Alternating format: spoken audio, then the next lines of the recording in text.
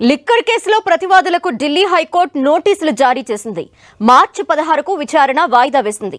దర్యాప్తు అధికారిపై న్యాయమూర్తి చేసిన వ్యాఖ్యలపై ఢిల్లీ హైకోర్టు స్టే విధించింది. సిబిఐ తరపున హాజరున సొలిసిటర్ జనరల్ తుషార్ మెహతా వాదనలు వినిపించారు. అయితే ప్రతివాదులుగా ఉన్న కేజ్రీవాల్, కవిత సహా 23 మంది నిందితుల తరపున వారి న్యాయవాదులు హాజరు కాలేదు. దీంతో ప్రతివాదులందరికీ నోటీసులు జారీ చేస్తూ విచారణ వాయిదా వేసింది ఢిల్లీ హైకోర్టు.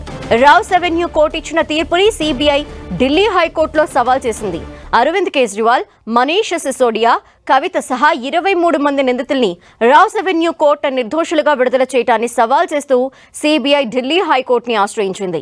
దర్యాప్తులో లోపాలని, ఆధారాలని పరిగణలోకి తీసుకోలేదని ఆరోపిస్తూ ట్రయల్ కోర్టు తీర్పుని నిలిపివేయాలని సిబిఐ పిటిషన్లో కోరింది. మొత్తం 974 పేజీలతో రివిజన్ పిటిషన్ ని దాఖలు చేసింది సిబిఐ.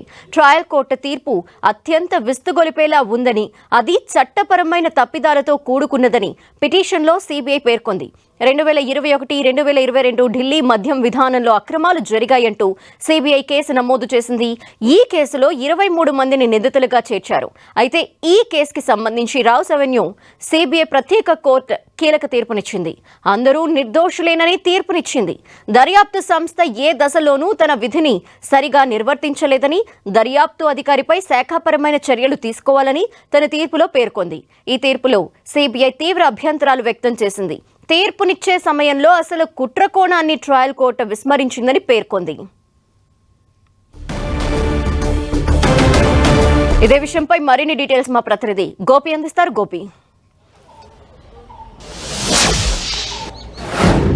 ధనలక్ష్మి, దేశవ్యాప్తంగా సంచలనం సృష్టించిన ఢిల్లీ లిక్కర్ పాలసీ కేసులో గత నెల రావ్స్ అవెన్యూ కోర్టు ఇచ్చిన తీర్పును సవాలు చేస్తూ ఢిల్లీ హైకోర్టులో సిబిఐ పిటిషన్ దాఖలు చేసింది. ఈరోజు ఆ పిటిషన్ పైన విచారణ జరిగింది. అయితే ముఖ్యంగా ఈ కేసులో సిబిఐ వాదనలను, సిబిఐ ఇన్వెస్టిగేషన్ చేసిన అంశాలను కోర్టు పరిగణనలోకి తీసుకెళ్లదు అనేది కూడా ఈరోజు ఢిల్లీ హైకోర్టు దృష్టికి సిబిఐ తరఫున తీసుకురావడం జరిగింది. అదేవిధంగా ఇటు ఈ కేసులో ముఖ్యంగా ఈ గోవాకు సంబంధించి అంటే దాదాపు ఇందులో 100 కోట్ల వరకు కూడా ఈ యొక్క స్కామ్ జరిగిందంటూ కూడా దానికి సంబంధించిన ఆధారాలు కూడా ఉన్నాయంటూ కూడా ఛార్జ్షీట్లో పొందుపరిచిన అంశాలను కూడా కోర్టు దృష్టికి తీసుకురావడం జరిగింది. అదేవిధంగా 44.5 కోట్ల హవాలా ద్వారా ఈ బదిలీ అయినట్టుగా కూడా దీంట్లో బయటపడిందని, అది గోవాలో ఎన్నికలకు ఉపయోగించారని, దానికి సంబంధించిన స్టేట్మెంట్స్ను కూడా తాము ఛార్జ్షీట్లో పొందుపరిచామన్న అంశాన్ని కూడా ఢిల్లీ హైకోర్టు దృష్టికి తీసుకురావడం జరిగింది. ఈ కేసులో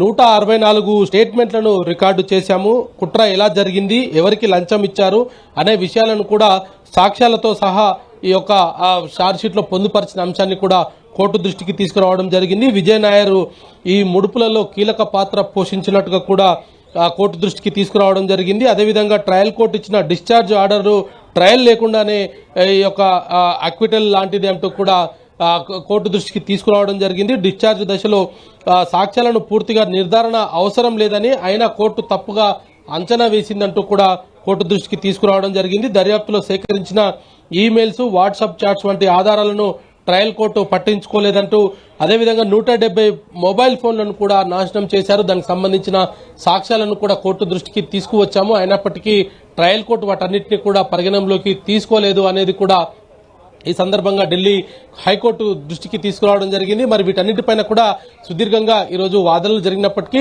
అవతల సైడ్ ఏదైతే 23 మంది నిందితుల తరఫున కూడా ఎవరు కూడా కోర్టుకి హాజరు కాకపోవడంతో ఈ కేసును మరోసారి విందాము, ఖచ్చితంగా దీంట్లో జరిగిన అంశాలన్నిటిపైన కూడా విచారణ జరుపుదామంటూ కూడా ఈ సందర్భంగా న్యాయమూర్తి తన అభిప్రాయాన్ని వ్యక్తం చేయడం జరిగింది. ఆ 23 మంది ప్రతివాదులకు నోటీసులు జారీ చేయమంటూ కూడా ఆర్డర్స్ ఇచ్చారు. అయితే ఈ కేసులో సిబిఐకి ఏదైతే ట్రయల్ కోర్టు ఇచ్చిన అంశంలో అధికారులపైన చర్యలు తీసుకోవాలంటూ కూడా ఇచ్చిన ఆర్డర్ని ప్రస్తుతానికి నిలిపివేస్తున్నాము. ఈ కేసును వచ్చే సోమవారం రోజు మరోసారి విందాము, అప్పటి వరకు ప్రతివాదులకు అందరికీ కూడా నోటీసులు జారీ చేయండి అంటూ కూడా తీర్పునివ్వడం జరిగింది. దేశవ్యాప్తంగా సంచలనం సృష్టించిన కేసులో సిబిఐ దాదాపు సంవత్సరాల తరబడి ఈ కేసులో ఇన్వెస్టిగేషన్ కొనసాగించడం జరిగింది. అనేక మంది సాక్షులను ఈ సందర్భంగా విచారణకు పిలవడం జరిగింది. వాళ్ళ వాంగ్మూలాన్ని కూడా సేకరించారు.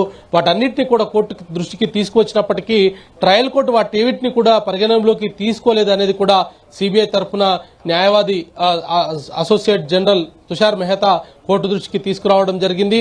మరి వాటన్నిటిని కూడా పరిగణనలోకి తీసుకున్న తర్వాత హైకోర్టు మరి వచ్చే సోమవారం ఈ కేసుకు సంబంధించి ఆ విచారణ జరుపుతామంటూ కూడా సోమవారానికి వాయిదా వేయడం జరిగింది.